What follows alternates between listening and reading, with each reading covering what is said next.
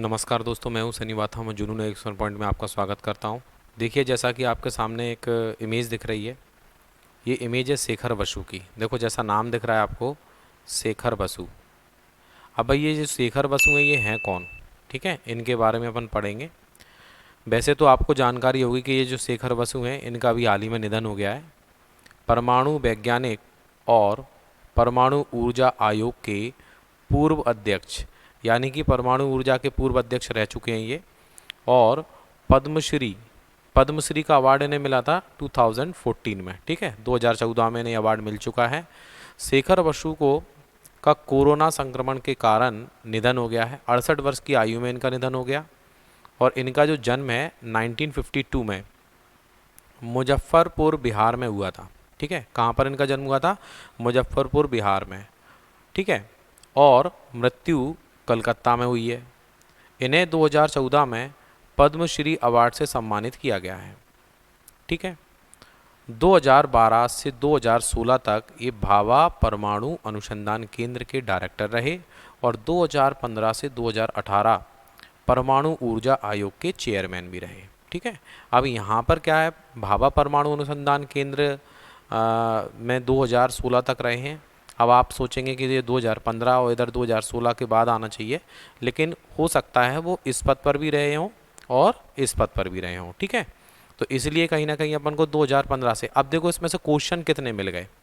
देखो, कोई भी फैक्ट होता है तो उसमें जैसे मान लीजिए आपको एक जानकारी मिल गई कि शेखर बसु का निधन हुआ, चलो ठीक है।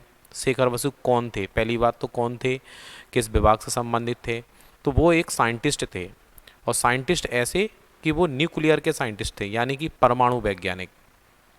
पहला पॉइंट। ठीक है, एक पहला क्वेश्चन तो ये आ गया कि वो कौन थे, परमाणु वैज्ञानिक थे। दूसरा क्वेश्चन, इनका जन्म कहाँ हुआ? इनका जन्म हुआ था मुजफ्फरपुर बिहार में। तीसरा क्वेश्चन बनेगा कि इन्हें कोई अवार्ड दिया गया था, तो पद्मश्री अवार्ड दिया गया है। ठीक है, पद्मश्री चौथे नंबर का अवार्ड होता है, आपको मालूम है। सबसे पहला भारत रत्न, पद्म विभूषण, फिर पद्म भूषण, फिर पद्मश्री। तो चौथे नंबर का ये पद्मश्री अवार्ड मिला 2014 में। ठीक, अब बात आती है एक और कि भाई इनकी जो मृत्यु हुई है वो कहाँ पर हुई है? कलकत्ता में हुई है। ठीक है, एक और पॉइंट बनता है कि ऐसा कौन सा महत्वपूर्ण विभाग है जिसके ये डायरेक्टर रहे हैं? तो भैया भाभा परमाणु अनुसंधान केंद्र के डायरेक्टर रहे हैं।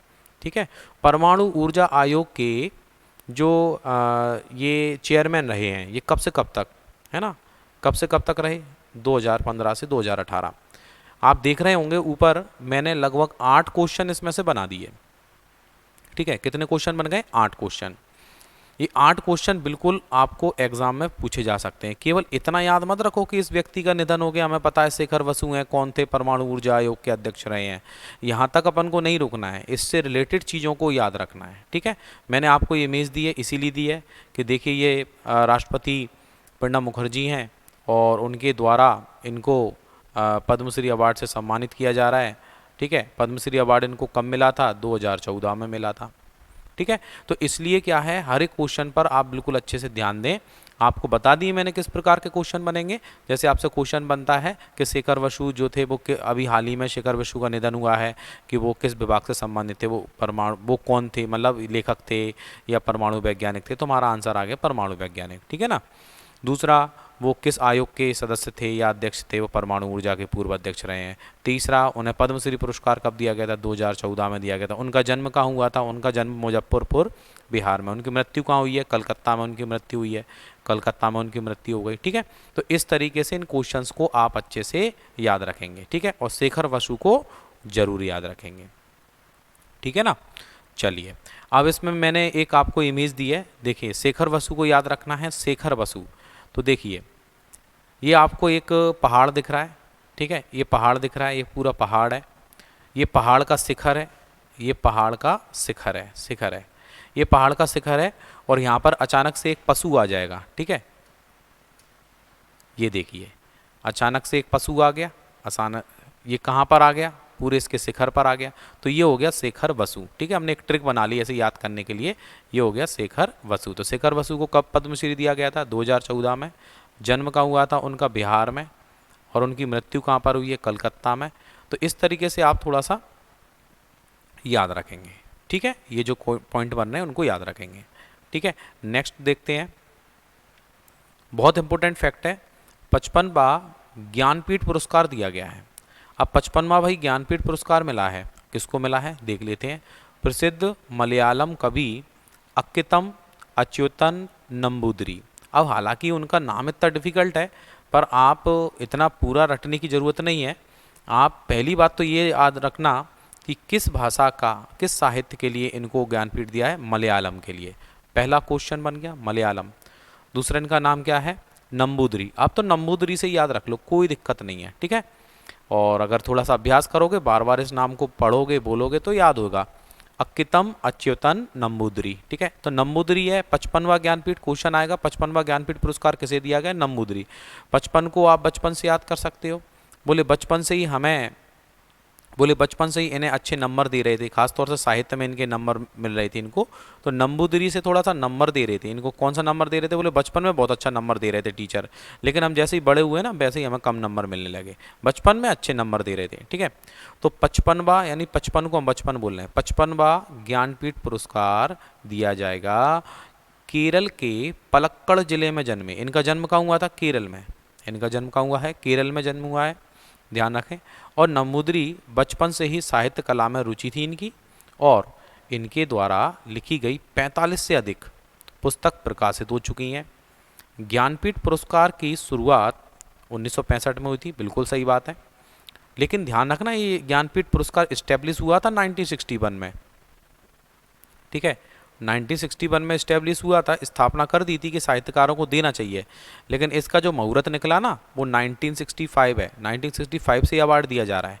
ठीक है, इनसे पहले अब जो इनको तो देखो 2019 का दिया गया 2020 में, अब 2018 का दिया 2019 में, तो इनसे पहले 2019 का अवार्ड दिया गया था अमिताभ घोष को, यानी कि 54 नंबर का। ठीक है, अपन बोल सकते हैं 54वां, तो 54 नंबर का अमिताभ घोष को, वो भी किस भाषा के लिए दिया गया था, अंग्रेजी साहित्य के लिए दिया गया था। ठीक है, ये भी याद रखना है। अ से अमिताभ है और आ से अंग्रेजी साहित्य के लिए दिया गया है, लेकिन अभी लेटेस्ट पूछते हैं वो। और कहीं ना कहीं लिखा हुआ है कि ये जो पुरस्कार है, ठीक है, इस पुरस्कार में बोले कितनी राशि दी जाती है, इस पुरस्कार में लगभग 11 लाख रुपए की राशि, यानी 11 लाख रुपए इसमें नगद दिए जाते हैं। 11 लाख रुपए उसमें कैश दिए जाते हैं, तो 11 लाख रुपए की राशि दी जाती है। तो स्वाभाविक है, ज्ञानपीठ पुरस्कार बहुत इंपॉर्टेंट है। जब भी कोई अवार्ड वगैरह किसी को मिलता है तो यहाँ से क्वेश्चन बन जाता है। तो एक बहुत अच्छा फैक्ट है कि 55वां ज्ञानपीठ पुरस्कार किसे दिया गया, 55वां किया किसे दिया जाएगा, तो वो है अक्कितम अच्युतन नंबूदरी। ठीक है, अब इनको 2019 का दिया गया है। ठीक है, 2019 का दिया गया है 2020 में, 2019 का 2020 में दिया गया है। ठीक है, नेक्स्ट देखते हैं, केंद्रीय मंत्रिमंडल के द्वारा कलकत्ता बंदरगाह ट्रस्ट के एक नए नाम को मंजूरी दी गई है। तो भैया कलकत्ता बंदरगाह है, और इस कलकत्ता बंदरगाह को एक नया नाम दिया जाएगा, क्योंकि जून का फैक्ट है, स्वाभाविक है, आपको पता होगा। देखिए एक चीज़ और मैं आपको क्लियर कर देता हूँ, जितने बच्चे ये करंट अफेयर्स को रीड कर रहे हैं अच्छे से, आपका जो भी एग्ज़ाम होता है ना, उस एग्ज़ाम में मिनिमम 3 से 4 महीने पुराना, ठीक है, 3 to 4 मंथ, ठीक है, 3 से 4 महीने पुराने करंट अफेयर्स आ जाता है, यानी कि और ऊपर भी चला जाता है, कोई बड़ी बात नहीं है। हालांकि 6 महीने के करंट अफेयर्स हमें अच्छे से होना चाहिए।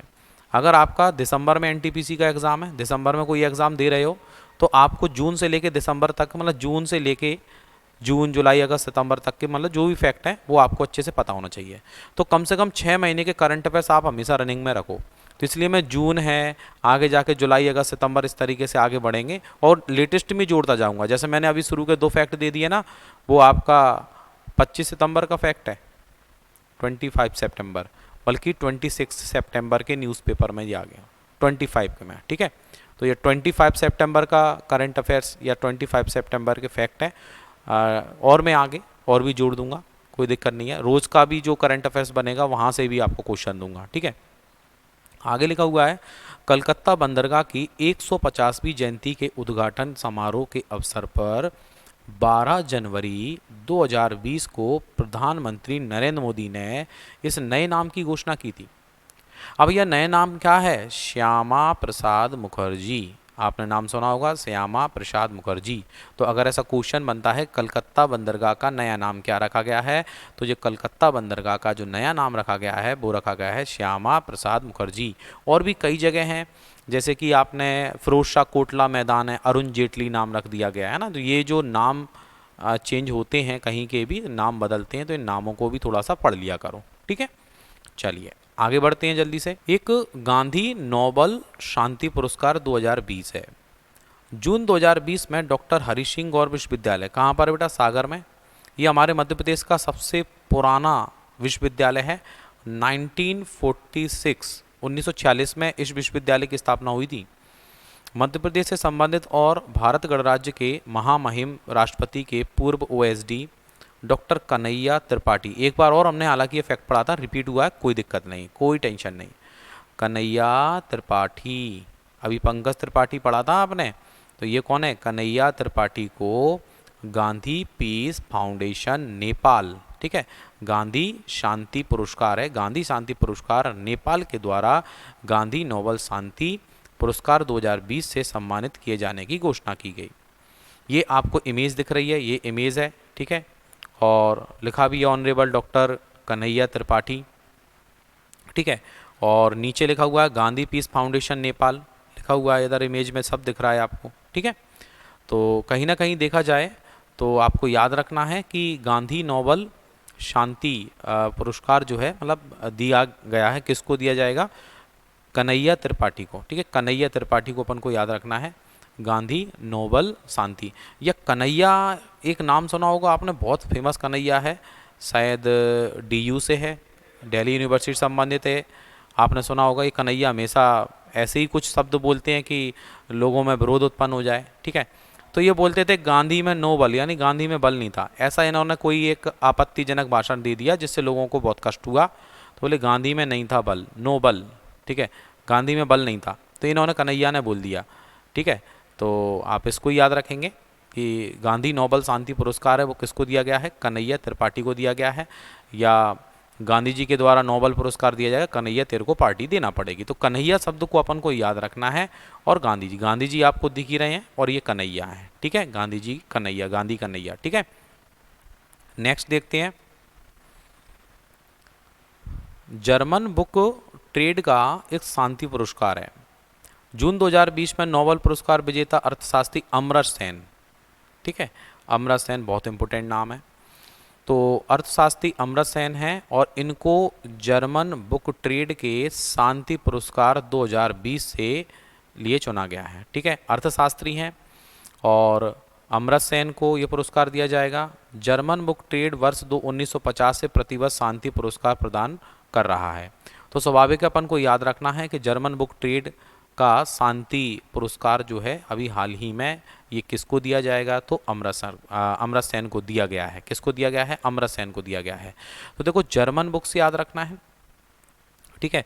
ऐसे बोल सकते हैं कि जो जर्म इकट्ठे होते हैं, वो जर्म काय में इकट्ठे हैं? तो बोले बुक में, जो बुक में जर्म्स रहते हैं, बहुत पुरानी जो बुक रहती हैं, तो बोले उन बुकों को पढ़ने से या उन बुकों के पेजों को गलाने से क्या मिल जाता है? बोले अमृत मिल जाता है। या फिर ऐसे बोलें कि पुरानी जो बुक होती हैं वो अमृत से, ऐसा लगता है जैसे अमृत पी रहे हों, ठीक है।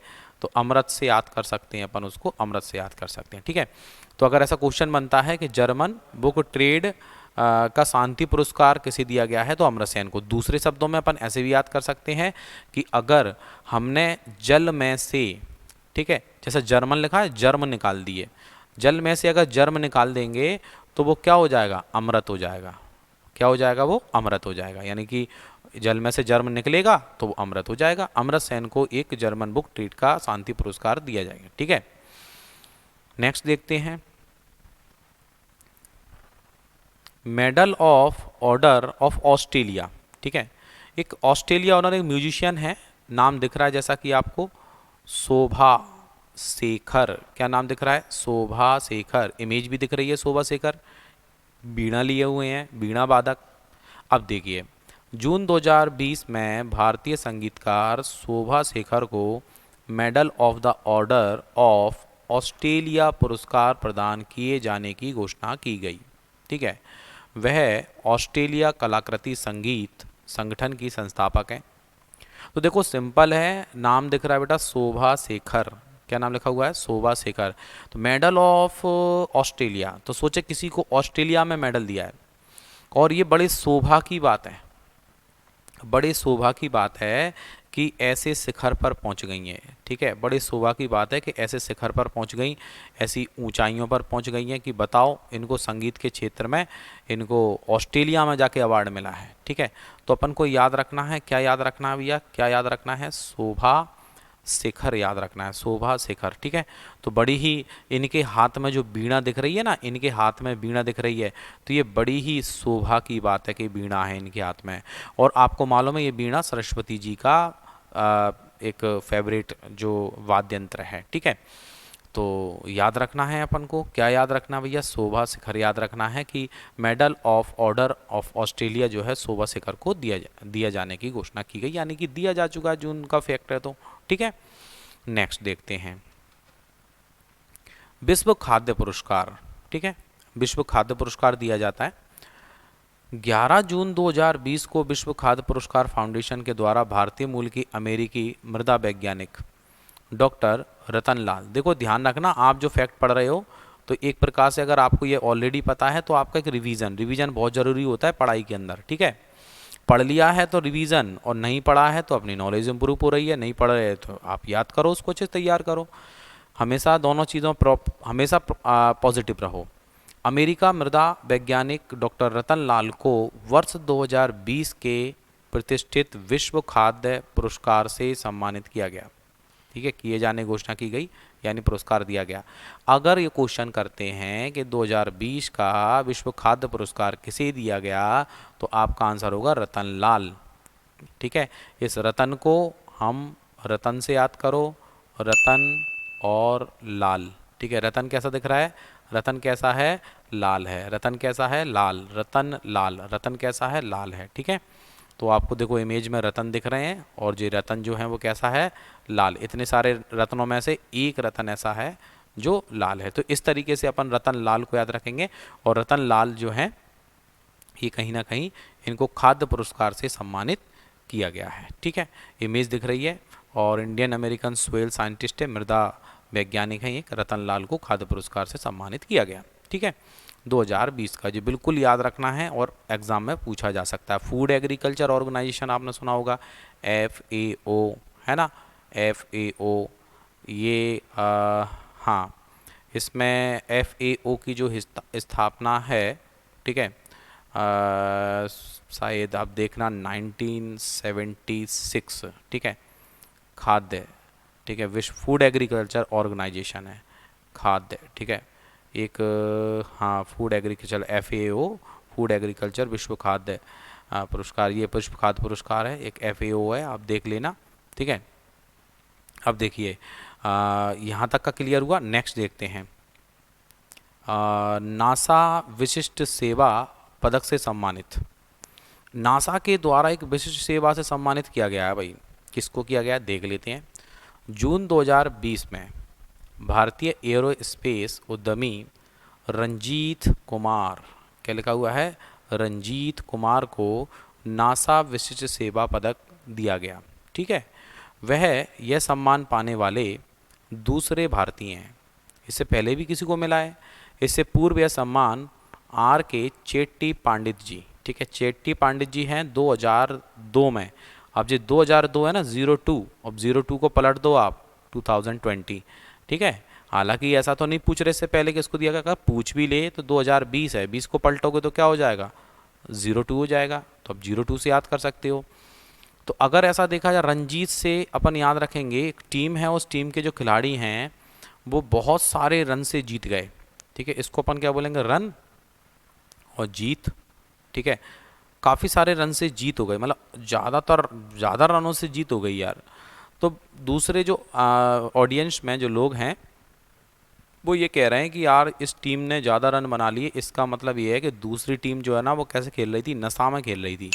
ठीक है, दूसरी टीम को थोड़ा सा नशा हो गया था, जीत का नशा हो गया था, पिछला मैच जीत लिया था तो उन्हें अभिमान का नशा हो गया था, या खिलाड़ी जो थे नशा करके खेल रहे थे इसलिए हार गए। ठीक है, इसलिए इस टीम की इतने अच्छे रन से जीत हो गई। ठीक है, तो रंजीत जो हैं इनको अभी हाल ही में नासा के द्वारा विशिष्ट सेवा पदक, या कोई नासा में जो भी अनुसंधान वगैरह होते हैं तो उसमें इनका एक मतलब योगदान रहा होगा, जिसकी वजह से ये पुरस्कार दिया गया है। ठीक है, चलिए आगे बढ़ते हैं जल्दी से। लिखा हुआ है रिचर्ड डॉक्सिन पुरस्कार। रिचर्ड डॉक्सिन पुरस्कार 2020 है। 7 जून 2020 को भारत के प्रसिद्ध गीतकार जावेद अख्तर, नाम सुना है जावेद अख्तर का आपने, ठीक है, को रिचर्ड डॉक्सिन, अब देखो कैसे याद रखोगे, रिचर्ड से याद रखेंगे रिसर्च, रिचर्ड लिखा हुआ है लेकिन अपन इसको क्या बोलेंगे रिसर्च। और रिसर्च काय पे कर रहे हैं, बोले डॉग पे।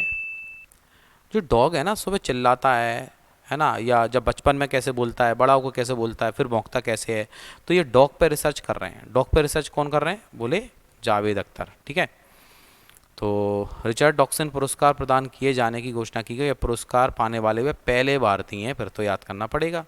तो अगर ऐसा क्वेश्चन आता है कि रिचर्ड डॉक्सन पुरस्कार से किसे सम्मानित किया गया, तो रिचर्ड डॉक्सन पुरस्कार मिला है किसको, जावेद अख्तर को। ठीक है, जावेद अख्तर जो आपको नाम दिख रहा है, जावेद अख्तर को इस पुरस्कार से सम्मानित किया गया। ठीक है, Richard Dawkins award 2020 poet and lyrics, यानी कि कविताओं के लिए, लेख के लिए इनको पुरस्कार दिया गया है। ठीक है, नेक्स्ट देखते हैं।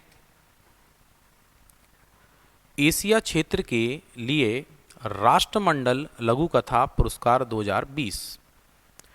तो देखिए जून 2020 में एक भारतीय लेखिका हैं, भारत की हैं, कृतिका पांडे, क्या नाम लिखा हुआ है, कृतिका पांडे, को एशिया के क्षेत्र के लिए राष्ट्रमंडल लघु कथा पुरस्कार 2020 प्रदान किए जाने की घोषणा की गई। उन्हें यह पुरस्कार उनकी कहानी the great Indian T and snacks को दिया गया है। ठीक है, स्नेक्स को दिया गया, स्नेक्स।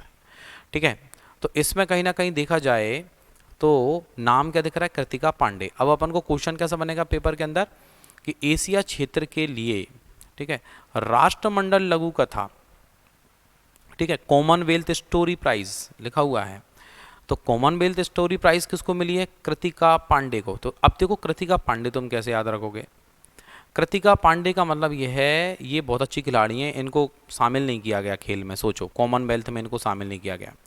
तो भैया कृतिका पांडे, ठीक है, करती बेचारी, करती क्या, करती क्या पांडे, तो बोले करती क्या पांडे, पांडे क्या करती, इसलिए उन्होंने क्या किया, उन्होंने वो एक ऑथर बन गई, वो एक लेखक बन गई और उन्होंने बहुत अच्छी बुक लिख डाली। कौन सी बुक लिख डाली, कॉमनवेल्थ शॉर्ट स्टोरी। ठीक है, कृतिका पांडे यानी करती क्या पांडे, पांडे और क्या करती बेचारी, उसको राष्ट्रमंडल में नहीं लिया तो उसने बुक लिख डाली। तो अगर ऐसा क्वेश्चन आता है एशिया क्षेत्र के लिए राष्ट्रमंडल लघु कथा पुरस्कार किसे मिला है, तो बोले राष्ट्रमंडल पर लघु कथा लिख डाली और करती क्या, यही करती बेचारी, तो करती क्या पांडे अपन को याद रखना है। ठीक है, कर्तिका पांडे। नेक्स्ट देखते हैं। अब देखिए इसमें कुछ क्वेश्चंस आ गए, क्वेश्चंस को पढ़ के आपको आंसर देना है, देखना है कि भैया इसका क्या आंसर होना चाहिए। चूँकि आपको नाम दिख रहा है कि जून 2020 को केंद्रीय मंत्रिमंडल ने कलकत्ता बंदरगाह ट्रस्ट के लिए के किस नए नाम को मंजूरी दी है। पहला ऑप्शन है दीनदयाल उपाध्याय ट्रस्ट, दूसरा ऑप्शन है श्यामा प्रसाद मुखर्जी, तीसरा है अटल बिहारी वाजपेयी, चौथा है नानाजी देशमुख। दो नाम तो हट गए, इन दोनों में से आपको बताना है कि दीनदयाल उपाध्याय है कि श्यामा प्रसाद मुखर्जी है। दिमाग लगाओ, आपका जो आंसर होगा वो आपका आंसर है, ठीक है, आपका आंसर है श्यामा प्रसाद मुखर्जी ट्रस्ट। ठीक है, नेक्स्ट देखते हैं। जून 2020 में किसे गांधी पीस फाउंडेशन नेपाल के द्वारा गांधी नोबल शांति पुरस्कार दिया गया है। तो भैया कौन है, रमेश चंद्र हैं, कन्हैया त्रिपाठी हैं, किशोर त्रिपाठी हैं, दिनेश चंद्र पांडे हैं। तो मैंने कन्हैया से आपको याद करा ही दिया है, किशोर त्रिपाठी आ गए तो क्या हुआ, मैंने कन्हैया से याद करा दिया आपको। तो आपका जो आंसर होगा वो होगा कन्हैया त्रिपाठी। नेक्स्ट देखते हैं। जून 2020 में किसे जर्मन बुक ट्रेड्स के शांति पुरस्कार के लिए चुना गया है। तो जून 2020 में किसे जर्मन बुक, अगर जर्म्स हटा देंगे पानी में से तो क्या हो जाएगा, बिल्कुल अमृत बन जाएगा, अमृत बन जाएगा। तो इसमें 4 ऑप्शन है, कैलाश सत्यार्थी, अमृत सेन, मलाला यूसुफजई, मोहम्मद यूनिस। तो आपका जो आंसर होगा वो आंसर होगा आपका अमृत सेन। नेक्स्ट देखते हैं, किस भारतीय संगीतकार को medal of the order of Australia पुरस्कार प्रदान किए जाने की घोषणा की गई है। तो अब देखो संगीतकार हैं, उन्हें medal of order of Australia दिया गया है, ऑस्ट्रेलिया में सम्मानित किया गया है। तो अगर कोई हमारा संगीतकार ऑस्ट्रेलिया में अगर सम्मानित हुआ है तो ये तो हमारे लिए शोभा की बात है ना, शोभा की बात है। तो शोभा शिखर, उनके हाथों में कैसे वीणा था, शोभा दे रहा था उनके हाथों में, ठीक है। तो इसका जो आंसर होगा वो होगा शोभा शिखर। इसके अलावा किसे वर्ष 2020 के प्रतिष्ठित विश्व खाद्य पुरस्कार प्रदान किए जाने की घोषणा की गई है। देखो डॉक्टर संजय राजाराम, रतन लाल, सुब्रा सुरेश, दिनेश लाल। देखो सिंपल है, इसमें लिखा हुआ है रतन लाल, क्या लिखा हुआ है, रतन लाल। तो रतन लाल से याद आ जाएगा, और रतन लाल से यानी मिट्टी है, मिट्टी से हमें क्या मिलते हैं, रतन मिलते हैं, मिट्टी में रतन मिलते हैं, या मिट्टी से जो हमें अनाज मिल रहा है वही हम खाते हैं। तो इस तरीके से रतन लाल है और एक मृदा वैज्ञानिक हैं, तो रतन लाल को इस पुरस्कार से सम्मानित किया गया है। नेक्स्ट क्वेश्चन देखते हैं, किस भारतीय को नासा विशिष्ट सेवा पदक से सम्मानित किया गया है। तो नासा विशिष्ट सेवा से सम्मानित किया गया, पहला ऑप्शन है रंजीत कुमार, दूसरा है शिखर शर्मा, तीसरा है पराग अग्रवाल, चौथा है राहुल सचान। तो आपको इसका आंसर देना है। अब नासा यानी नशा में खेल रही थी, दूसरी टीम जो टीम नशा में खेल रही थी वो हार गई, अब वो हारेगी तो दूसरी टीम जीतेगी, तो बहुत ज़्यादा रन से जीत गई थी। तो पहला इसका आंसर होगा आपका रंजीत कुमार। अगर देखिए आपको ये क्वेश्चंस के आंसर बनना है तो समझ लो आपका फैक्ट दिमाग में अच्छे से बैठ गए। किस भारतीय को रिचर्ड डॉक्सन पुरस्कार प्रदान किए जाने की घोषणा की है। तो भैया रिसर्च कर रहा था, किस पे रिसर्च कर रहा था, बोले डॉग पे रिसर्च कर रहा था। तो डॉग पे रिसर्च कर रहा था तो कौन कर रहा था, बोले डॉग पे रिसर्च जावेद अख्तर कर रहे थे, कि उसकी आवाज़ पर रिसर्च कर रहे थे कि क्यों बोलता है, कैसे बोलता है, उसका व्यवहार कब कैसा रहता है। तो उस पर रिसर्च कर रहे थे, कौन कर रहे थे भैया, कि जावेद अख्तर कर रहे थे। तो इस तरीके से जावेद अख्तर जो हैं वो रिचर्ड डॉक्सन पुरस्कार प्रदान किया गया है उन्हें, ठीक है। किस भारतीय लेखिका को एशिया क्षेत्र के लिए राष्ट्रमंडल लघु कथा पुरस्कार प्रदान किए जाने की घोषणा की है। अब भैया इसमें राष्ट्रमंडल लघु कथा लिख डाली मजबूरी में लिख डाली, और करती भी क्या। तो पहला ऑप्शन है राधिका दुबे, दूसरा ऑप्शन है प्रियंका सिंह, तीसरा ऑप्शन है कृतिका पांडे, चौथा ऑप्शन है निधि शुक्ला। तो कृतिका पांडे यानी करती क्या पांडे, पांडे और क्या करती, इसलिए उसने क्या किया, बोले राष्ट्रमंडल पर एक लघु कथा लिख डाली। करती क्या पांडे, तो कृतिका पांडे जो हैं उन्होंने लघु कथा लिखी थी, तो इसको भी याद रखेंगे, ठीक है। नेक्स्ट देखते हैं। चलिए ये आपके क्वेश्चन सीरीज कंप्लीट हो गई है, और बहुत बहुत धन्यवाद।